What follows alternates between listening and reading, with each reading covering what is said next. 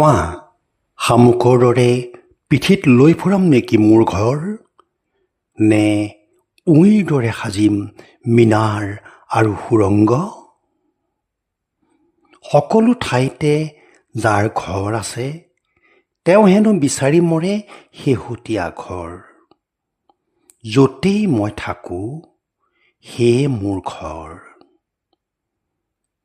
বুৰঞ্জীয়ে খেদি লৈ ফুৰিছে মোক, নে মই চালনা কৰিছোঁ বুৰঞ্জীক অমোক গতিৰে?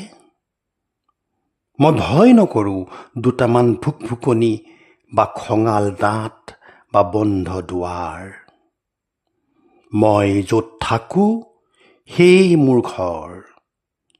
কাৰণ ঘোঁৰাৰ খুৰাৰ দপদপনিৰ পিছত, ৰথৰ চকাৰ ঘৰঘৰণিৰ পিছত, সকলো কোলাহলৰ ধূলি নিজম পৰাৰ পিছত, সকলোতে ৰাতিৰ আকাশ ঈশ্বৰৰ ঘৰ।